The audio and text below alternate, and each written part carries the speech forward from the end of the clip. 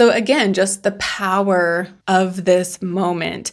And yet when he writes it down, he has a hard time conveying what made it so special. And so he's like, wow, like it feels inconsequential now that I've written it down, but in his heart, it meant so much. Hello, and thank you for joining me here at Why the Book Wins, where I compare books with their movie adaptations. My name is Laura, and today I'm talking about the movie Stand By Me. It is directed by Rob Reiner and was released in 1986, and it is based on the novella The Body by Stephen King, and it was published in his short story collection Different Seasons, and this came out in 1982. And this won a book versus movie poll, so it barely beat out Fight Club. It knocked out Fight Club, you could say. One day, I will cover Fight Club. I've had it in multiple polls and it's always so close, and yet something else always beats it. But I still would like to cover that, so sometime later this year you will probably see that video. But thank you to everybody who voted in that poll. I really appreciate getting, the community's feedback on what you want me to cover, and also just getting your participation, even as simple as voting on a poll. Like, it means a lot to me. So I really appreciate everyone who shared what they wanted to see. But the story, Stand By Me / The Body, this is about 4 friends, all around 12 years old, that make a 2-day trip to see a dead body. And this is not a horror story, but rather a coming-of-age story about friendship, loss of innocence, changing times, and also about writing / telling stories. And the filmmakers, they changed the title from The Body to Stand By Me because they thought that The Body made it seem like either a sex film or a horror movie. And so they chose Stand By Me. And this also makes sense because, as we will get into, the book has a number of different themes going on, but the movie chose to focus the most on friendship. And so it makes sense that Stand By Me is the title they chose. And Stephen King famously loves this adaptation, so much so that when the rights to Misery were bought, he sold the rights with the caveat being that he wanted Rob Reiner to direct it. And he also loves the way Misery turned out. So Rob Reiner has directed 2 Stephen King adaptations that King himself really, really loves. And yeah, I really enjoyed this book and movie. If you have not read or watched this, I recommend both. Now I'm going to get right into the details of the plot, which means there will be spoilers going forward. So this story is narrated by Gordy, who is a King stand-in, and he is a kid who likes to write and tell stories, but he is unhappy at home because he feels invisible. He had an older brother who his parents preferred, and when his brother was alive, Gordy was ignored in favor of, they would just pay attention to the older brother, Dennis or Denny. And then when the story takes place, we find out that the brother had died just a few months prior. And so now Gordy is still being ignored, but now his parents are ignoring him because the pain of Denny's death is just so great that they don't have it in them to give much attention to their son who is still alive. And then we have Chris, who is Gordy's best friend, and he is smart and the leader of the friend group. However, he comes from a bad family of alcoholics and troublemakers. And because of this, the town, therefore, assumes the worst of him and assumes that he won't amount to much. And this judgment and this prejudice based on who his family is, it even gets to Chris, and he himself doesn't think he will ever come to anything. And then there is Teddy. So his father was somewhat recently taken away to a mental institution because he thought he was fighting in the war still. This story takes place in 1959, by the way. But he had put Teddy's ear to a stove, and after that, he then was on the lookout for enemy troops. And so then that is when he was taken to the mental institution. And Teddy, despite being abused by his father, he is very proud that his father, stormed the beaches of Normandy. And so when anyone says anything negative about his dad, that's his number one trigger, and he gets super defensive of his father, despite his father nearly killing him. And then last but not least, we have Vern. So along with Teddy, Vern is just not very smart. And also Vern and Chris's older brothers are part of a bad group of teenagers that beat up people and are, troublemakers, to say the least. And Vern's family is also looked down on, although not to the extent that Chris or Teddy's is. And in general, I would say he has the least amount of trauma going on in his life out of all 4 of these kids. But all 4 kids are living in the shadow of their family in some way. They're being compared to their parents or their siblings or their dead brother. And so they cannot escape the judgment that comes attached to their family, even when it's positive judgment. The town loves Denny, but Gordy is now living in Denny's shadow, And so the town doesn't allow any of them to be their own person. And in the end of the book, all but Gordy end up dying young, whereas in the movie they changed this and they only have Chris end up dying. None of them die in the course of this current story when they were 12. But yeah, in like the epilogue of the book, we find out that the other 3 eventually died. But to talk about Chris a bit more, so at a certain point in both book and movie, Chris is talking to Gordy, because this is the summer, school is like a week away, and he's talking to Gordy, and he's like, you know, once school starts, like, you're not going to see much of us anymore. And Gordy is asking why, and Chris says, like, because you're smart, you're going to be in the smart kid classes, and me, Vern, and Teddy are going to be in the dumb kid classes. So you are just going to drift away. And Gordy is like, well, I don't want to do that. If it means losing my friends, I don't want to take the smart kid classes. But then Chris tells him, like, don't be an idiot, and that Gordy has been given the gift of storytelling and he needs to cultivate that. And in the movie, he says how, like, he knows Gordy's parents don't care about him. And then he says, kids lose everything unless there's someone there to look out for them. And if your parents are too messed up to do it, then maybe I should. And this line is in both book and movie, and I loved it so much. It's so true and so sad, right? Because how many kids out there who don't have someone to look out for them, and so they don't have the opportunity to flourish and to cultivate their interests and their talents, and instead they are forced down one path or the other due to, again, like, they just don't have someone looking out for them. Yeah, I feel like even if you come from like a poorer family, you can still have people in your life that are there helping you cultivate something, right? And helping you grow and flourish. So it's not always about money. It's just about having someone around that cares, right? And yet, how many kids are there in the world who don't have someone like that for them? And so I just love this bond between Chris and Gordy, and that Chris is there for Gordy, even when his own family isn't. But there is a storyline in both where we hear about how Chris had gotten in trouble for stealing milk money, but no one even asked him if he stole it. Everybody, the teachers, just assumed it was Chris due to who his family is. And when Gordy asks him, Chris admits, like, yeah, I did steal the milk money, but still, like, they all just jump to conclusions. And then also he admits that he turned the money in. However, the teacher he turned the money into, she kept it for herself. And realizing that an adult who was meant to be honest and looking out for kids would do something like that, it is a blow for Chris, and it makes him lose even more faith in people and in grown-ups in general. And yeah, with him stealing the milk money, I saw that as kind of like, I am whatever you say I am kind of attitude, right? Where the town doesn't think much of him and expects him to be a bad kid. And so he just is like, fine, I'll be what you think I am, and I will still steal the milk money. And yet at the same time, he also resents the fact that people just assume he stole it due to who his family is. And like I said, Chris, he doesn't think he will amount to anything due to his family. However, with the help of Gordy, as he gets older in school, he also takes the smart kid classes, and he defies everybody's expectations, including his own, by going to college and becoming a lawyer. However, as an adult, in the book, he was in his early 20s, so he was still very young. He is at a restaurant and there is a fight going on, and he tries to break up the fight when he is then stabbed and killed. And so it is the death of Chris that spurs Gordy to now be writing about this story from when they were 12 years old. And in the book, Chris's death is it's like an extra big deal in some ways, because the other two have already died. And so Chris's death now leaves Gordy as being the only one of the 4 that is still around. Whereas again, in the movie, the other 2 live, and Chris is the only one who dies at all. And the fact that River Phoenix, who plays Chris, he really did die in his early 20s. And so the fact that the movie made this change to only have his character end up dying is pretty eerie. Like, if the movie had all 3 die like the book did, it would still be kind of a coincidence about River Phoenix, but maybe not quite as weird. And kind of along those lines with how crazy it is how Chris's fate and River Phoenix's kind of are similar, I also wanted to mention how crazy it is how similar the background of each of these boys' lives were to the characters they were cast as. And that kind of explains why they were cast in these roles, because clearly there was something about this character they identified with, and so their auditions just were so real. But for example, Will Wheaton, he came from a family where he felt invisible, right? He did not want to be an actor, and yet his mom pushed him into it, and it didn't matter what he said.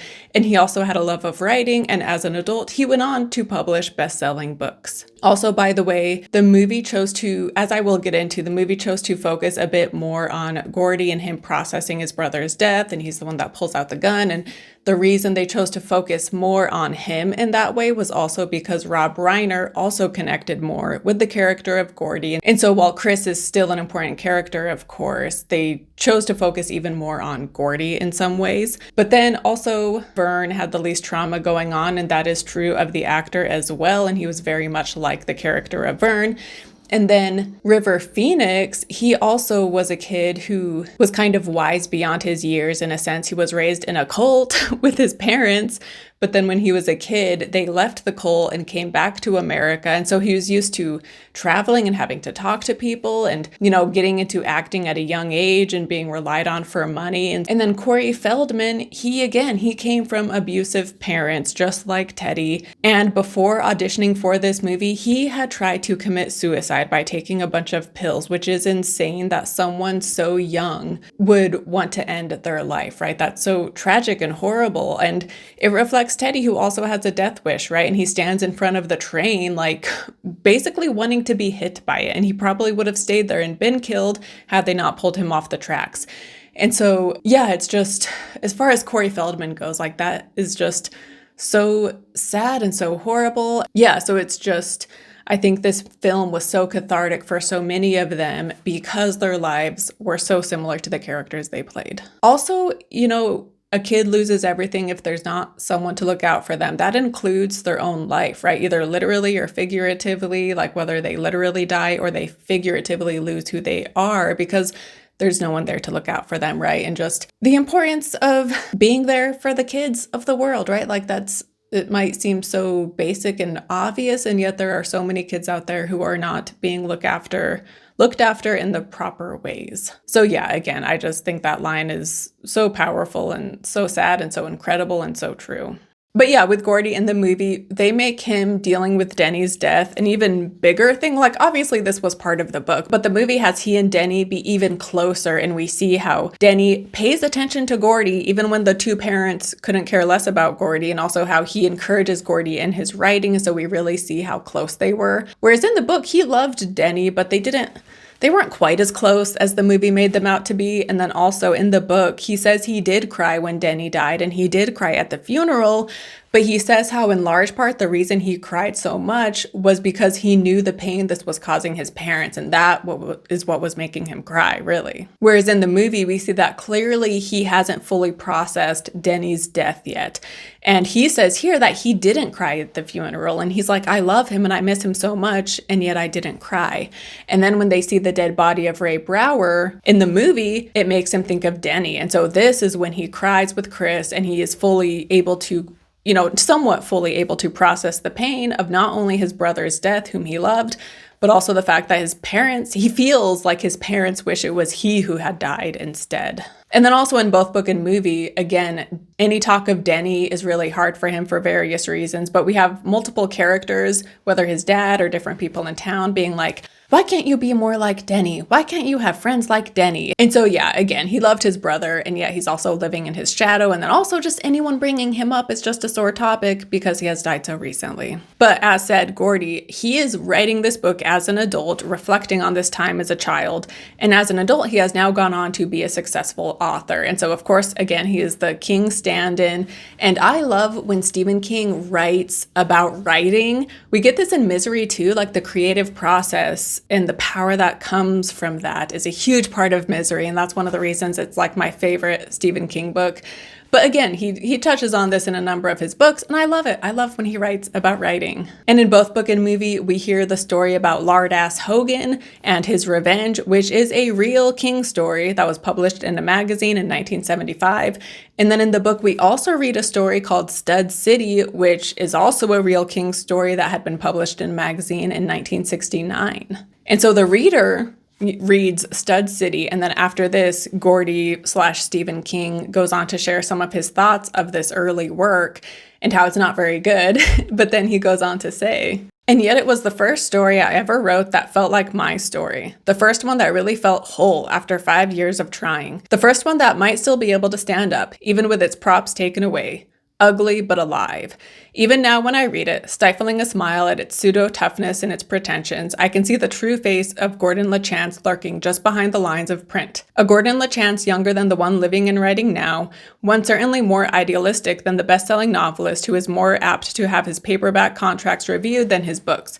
But not so young as the one who went with his friends that day to see the body of a dead kid named Ray Brower. A Gordon LaChance halfway along in the process of losing the shine. No, it's not a very good story. The author is too busy listening to other voices to listen as closely as he should have to the one coming from inside. But it was the first time I had ever really used the place I knew and the things I felt in a piece of fiction, and there was a kind of dreadful exhilaration in seeing things that had troubled me for years come out in a new form, a form over which I had imposed control. And then in both book and movie, after he tells the story of Lardass, Teddy says like, oh, like, and then what? To which Gordy says like, that's it, that's the end of the story. But after being pushed, Gordy is like, well, maybe he went home and celebrated with some cheeseburgers. And in the book, he goes even further and he says like, he probably went to school and he was still bullied. Like the revenge probably did not change his life at all. And so Teddy is like, what? Like, that's a great story, but the ending sucks. Like, what a jip. Like, that's a horrible ending. And so I like this part too, because again, I'm sure King gets this all the time, right? One, people like pestering him being like, oh, like what happened next? What happened to these characters after the story ended? Like there must be more. And it's funny. I mean, it's flattering, but it's funny how they'll ask him about characters as if they are someone he still keeps in contact with, you know, rather than being these fictional people. But then also Stephen King gets his fair share of criticisms about his endings as well, right? And so I thought this was a funny part in both book and movie, hearing, you know, these kids, even at a young age, critiquing his story. And also in the book, after Teddy says like, wow, like that ending was a jip, Chris then tells Gordy, you know, like, forget Teddy, like life is a jip. But kind of in that same vein of writing, basically. In the book in particular, he also talks about how difficult it is to share and to write something that is so important to you personally. And we read, the most important things are the hardest things to say. They are the things you get ashamed of because words diminish them. Words shrink things that seemed limitless when they were in your head to no more than living size when they're brought out. And you may make revelations that cost you dearly only to have people look at you in a funny way, not understanding what you've said at all or why you've thought it was so important that you almost cried while you were saying it. That's the worst, I think, when the secret stays locked within, not for want of a teller, but for want of an understanding ear. And then in both book and movie, there is this moment when they like spend the night in the woods, and that morning Gordy sees a deer super close beside him. And he says how when the guys woke up, he didn't tell them about having seen this deer. And then from here in the book we read, I've never spoken or written of it until just now, today. And I have to tell you that it seems a lesser thing written down. Damn near inconsequential. But for me, it was the best part of that trip, the cleanest part. And it was a moment I found myself returning to almost helplessly when there was trouble in my life. The most important things are the hardest to say because words diminish them. It's hard to make strangers care about the good things in your life. And this made me think of a John Steinbeck story from The Long Valley, which I have. That's my Steinbeck shelf. But the story about the white quail, where a woman sees a white quail, and there's more going on to the short story, but basically she's trying to explain the significance of it to her husband, but he's asking questions in order to like fully understand, but him asking the questions like ruins the moment for her, and him wanting clarification, it lessens the experience and it shows that he just doesn't understand it. And I think this is just so interesting to think about how, again, kind of like King wrote just there, how trying to explain something that is probably more abstract to someone, it just diminishes it. Because when you turn it to just the facts, like, oh, I saw a deer in the early morning hours, it's like, okay, cool, because that's the facts of it, but it's something so much deeper and something so that's just so hard to convey. And so the fact that telling someone about it lessens it. Yeah, it's just so interesting to think about. And I know I've had things like that in my life too, that again felt really special. And, it almost felt like a certain moment that was like God's gift to me. And yet, if I told someone about it, they'd be like, okay, like that's a very normal thing to happen. Like, why was this so special? But yeah, also in the book, he talks about how throughout his life, whenever he's had something hard, he will think back to this moment with the deer and it brings him peace and comfort. And so again, just the power of this moment. And yet when he writes it down, he has a hard time conveying what made it so special. And so he's like, wow, like it feels inconsequential now that I've written it down, but in his heart, it meant so much. And then I also like that line when he says, it's hard to make strangers care about the good things in your life. And yeah, there are just so many beautiful, poignant passages in this book. And speaking of that, this book, a huge theme of it is nostalgia and the passing of time and things changing all around you. And we get this theme. So we get the italicized lines about how the most important things are the hardest to say. But when he then segues into the story itself, this theme is right up front and we read, "We had a treehouse and a big elm which overhung a vacant lot in Castle Rock. There's a moving company on that lot today and the elm is gone. Progress." And this, partly because it's an elm tree, but it made me think of the Virgin Suicides, how the removal of the elm trees is one of the things that symbolize the loss of innocence, the loss of youth. And I also love the line when he says, "It happened in the summer of 1959, a long time ago, but only if you measure in terms of years." Because so much has changed in the world, and 1959 is so long ago at this point, and yet for him, it feels just like yesterday. And then also there's the line that goes something like, "I never had friends like the ones when I was 12. Jesus, does anyone?" And I love that this is the last line of the movie, and yet it isn't spoken, but it is typed. And yeah, I just thought that was a beautiful way to end.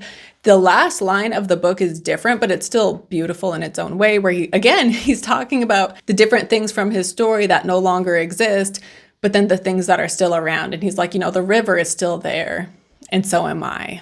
But I've talked about, the passing of time in previous videos because it's something that really resonates with me, because the older I get, the more I love reading books or watching movies that focus on this theme. And it's funny because I had seen this movie once before. I saw it when I was around 12 or 13, and I had not seen it since, even though I liked it.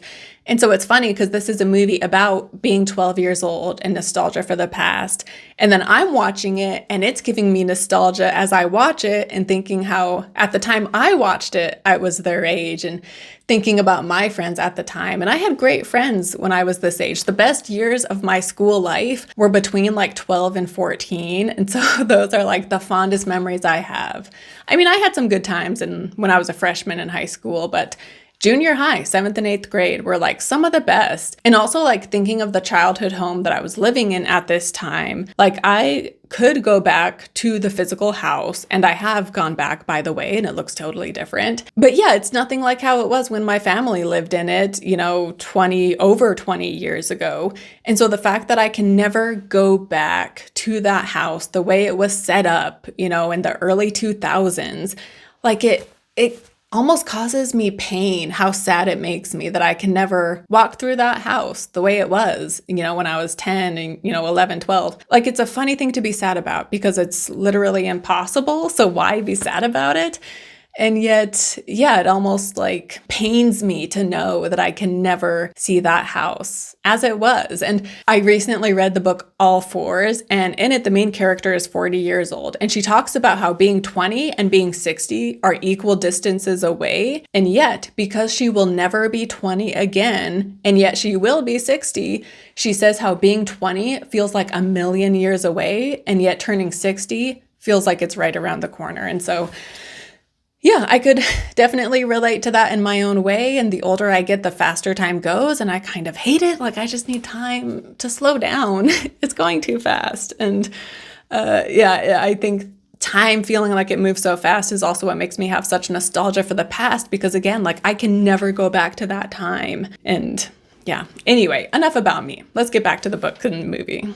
So along with this theme, in the book, he talks about how Ray Brower, he had gone berry picking when he was hit by the train. And so in the book, at the end, he's saying how like he should have had a berry bucket with him. And yet when they found the body, no bucket was around. And so he's saying how as he's gotten into adulthood, he will fantasize about going to look for this berry bucket, and he fantasizes about finding it. And I love this part too. And I think it represents, again, him wanting to be part of the past, you know, having a physical connection to this memory from his childhood. Like if he could find that bucket, he could reconnect with his younger past self in some way and almost relive this moment. And after talking about the fantasy of finding it, we then read, "Stupid fantasy. An expedition looking for a 20-year-old blueberry bucket, which was probably cast deep into the woods or plowed under by a bulldozer, readying a half-acre plot for a tract house, or so deeply overgrown by weeds and brambles that had become invisible. But I feel sure it is still there, somewhere along the old discontinued GS and WM line,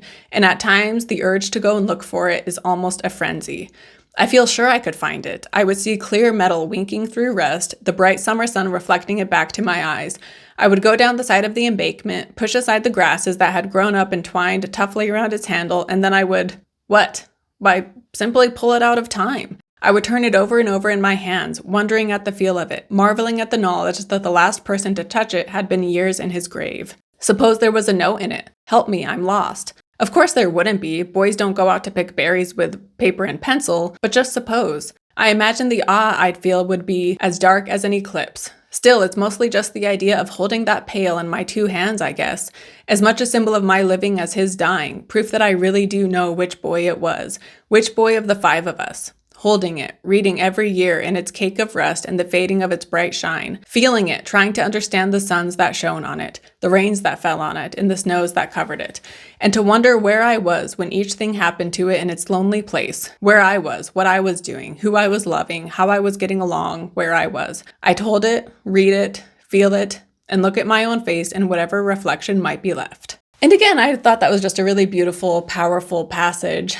And so I just wanted to share that. But that also gives us a nice segue into Ray Brower, which is the name of the dead boy whose body they are going to see. And the moment when they see the body and the fact that they trekked for 2 days to reach it, unlike Ace and his buddies who simply drove, it is the turning point for them, but especially Gordy and Chris. But I love too how Gordy in the movie, but especially, sorry, there is a spider on the wall right now, but it's small, so I guess I'll just leave it. But anyway, I love how Gordy has such respect for the body of Ray Brower. And I think King does a good job with this because when he writes about something serious, he does a good job at having the respect for it and being serious about it and not glamorizing it. Like, for example, he has a book. I won't name the title. It's not a spoiler to tell you the title, but there's a story he has about a woman who kills her abusive husband. And even though the reader is on her side, he still shows what a serious thing this is, right? Because even if this guy was horrible and even if she is making the right choice, she is still ending someone's life, and that is not something to be taken lightly.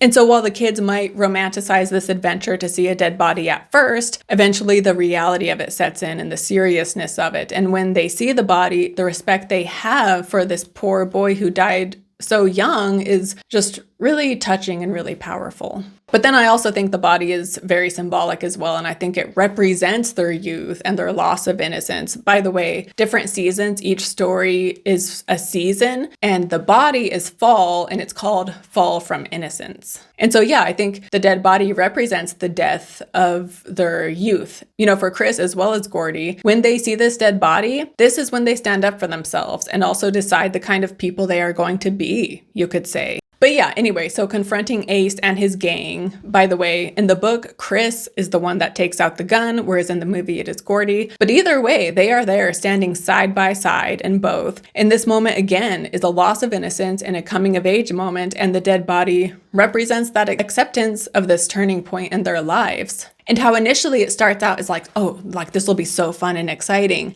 But as they get going, they realize, you know, like we're seeing a dead body. Like maybe this shouldn't be a party. That could also represent youth and their view towards getting older.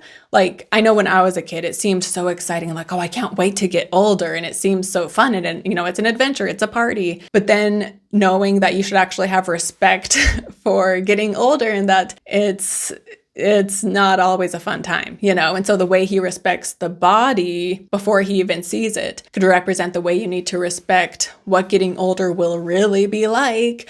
And it's going to be harder than you think it will, kind of a thing. But before moving on to book versus movie, I wanted to share some movie-specific thoughts. So of course, this is an amazing adaptation. It's very faithful. There's some minor changes here and there, but for the most part, it is very faithful to the book. And I just love the casting of the four boys. And I also love the campfire scene when we hear about like the silly conversations they're having. Also, there are so many moments of humor throughout that are just so spot on and so well done. For example, this is unique to the movie when Chris and Gordy, they're talking and Chris is saying something about how like Gordy is smarter than he, Vern, and Teddy. And we see, you know, Chris and Gordy are having this very mature conversation. And then we cut to Vern and Teddy and they're talking about like who would win in a fight against like Mighty Mouse and Superman. And it's just this ridiculous conversation. And yeah, again, same with their fireside conversations and the silly topics that come up. That was such a cute, funny scene. And yeah, I just love how Rob Reiner was able to guide these kids to give such great performances, and he really captures youth and friendship in such a beautiful, true way. And I love how in the end, we see adult Gordy in his office typing the story on his computer when his own 12-year-old son and the son's friend come in being like, hey, Dad, like, are you ready to go yet? Because they want to go to the beach or the pool or whatever.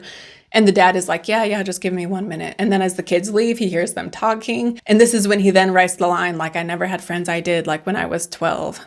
And then he goes outside and he's, you know, messing with the kids before they drive off. And so seeing his own 12-year-old son with his friend, along with the death of Chris, like it brings back the memories of the power of these friendships you have at this stage in life. And so, yeah, just seeing him almost relive this through his own son who is 12, like in a positive way, like reflecting on the own friendships he had. Like, yeah, it was just such a sweet way to end the movie and I really loved it. Which, by the way, I just realized I haven't had a dedicated section to friendship. And given that's such a big theme of book and movie, I probably should have. But again, like I said earlier, the book has a lot of themes going on in some ways, but the movie definitely chose to focus on friendship. And so the title Stand By Me, again, is very fitting. But yeah, King also, he is so good at writing childhood friendship. Like he shows you, he doesn't tell you, right? You feel the bond between these characters. And yeah, the movie, again, they just really capture this. And that's why this movie is so beloved, I think, is because it was able to capture something we all experience, right? Like being young and innocent and naive and hanging out with your friends and just carefree.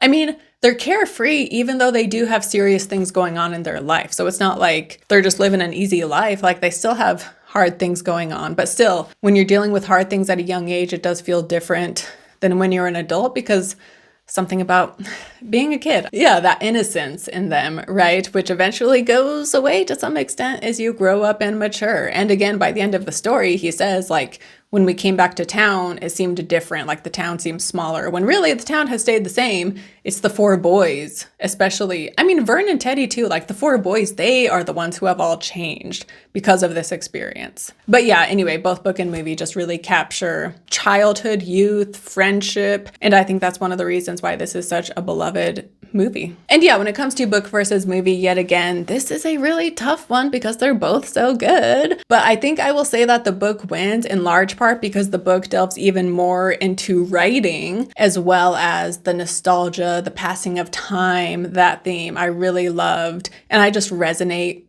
really strongly with that at this point in my life. Whereas, yeah, the movie really chose to focus on friendship, I think, more than anything, which again, the movie is excellent. It's so beautiful. I love it. But I will say that the book wins. And Shawshank Redemption also is in different seasons, and that is another beloved King movie. And personally, I prefer Stand By Me, book and movie, over Shawshank. But it also, different seasons, also has Apt Pupil, which that is not a beloved King book or movie. You don't hear people talk about that at all. But that also has an adaptation, which I covered last week. So I have now covered all 3 adaptations from different seasons. The fourth book in here is called Breathing Method, but that one has not yet been adapted. But anyway, thank you so much for watching. I hope you enjoyed this video. Share your thoughts down below on how you feel about this book, how you feel about this movie. Which do you prefer, Shawshank or Stand By Me? Shawshank, of course, like that's an incredible movie. I'm not going to hate on anyone who says they prefer that one. But yeah, anyway, thank you so much for watching. Don't forget to like and subscribe, and I will see you next time. Bye.